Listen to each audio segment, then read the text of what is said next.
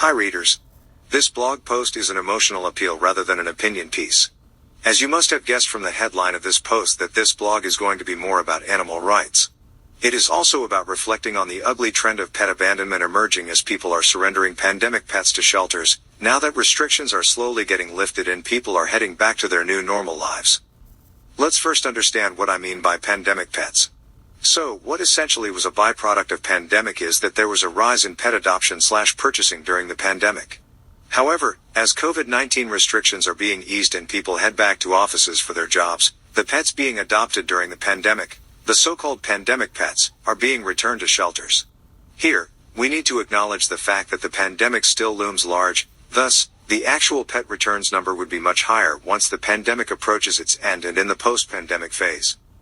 Separately, as an animal lover, past pet owner, and promoter of animal rights, this makes me feel anguished. So, what really happened in the pet adoption space since the advent of the pandemic? Let's discuss. Based on various research studies and news reports, there was an increase in pet adoption. Pandemic did actually enhance public interest in pet adoption.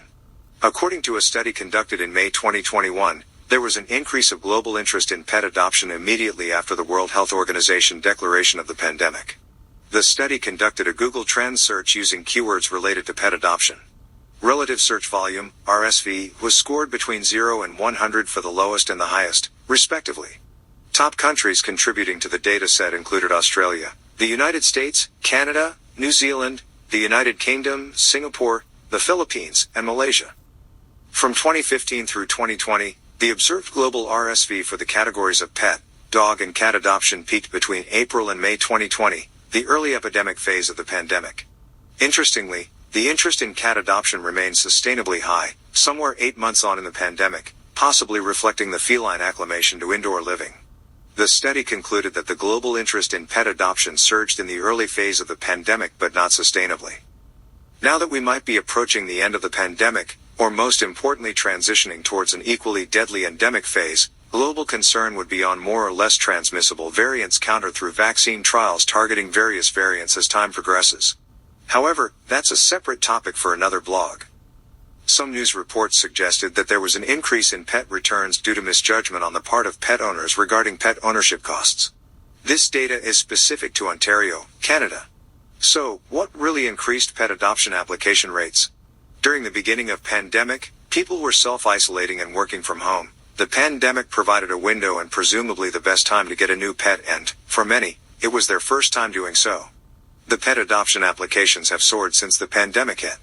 Toronto Humane Society received over 11,000 applications during the first few months following the initial pandemic lockdown.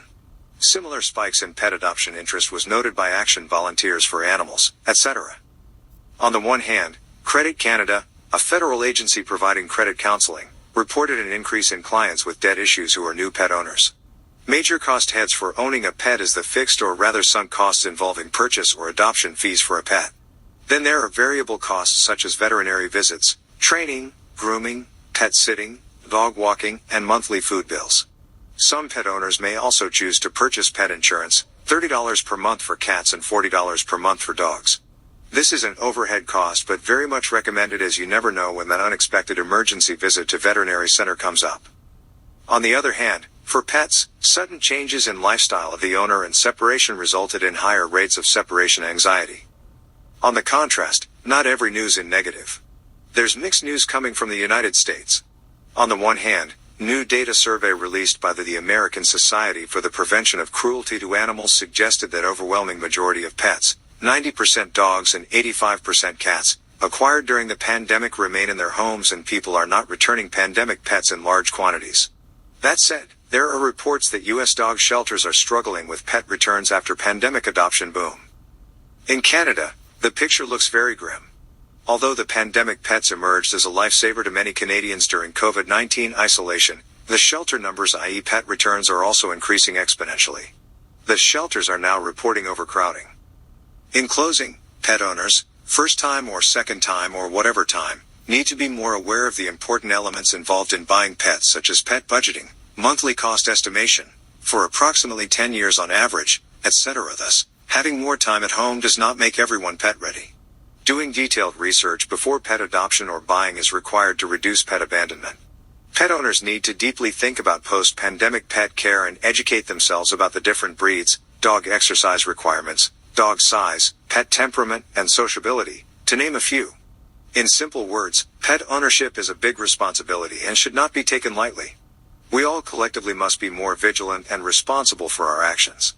We must safeguard animal rights and genuinely take interest in pet adoption and care. Perhaps, the way forward is provision of enhanced education and support to the pet owners. This will be key to minimizing the ugly trend of pet abandonment and rising separation anxieties reported among pets. Please like, share, comment, and subscribe to my blog and listen to the podcast on Spotify.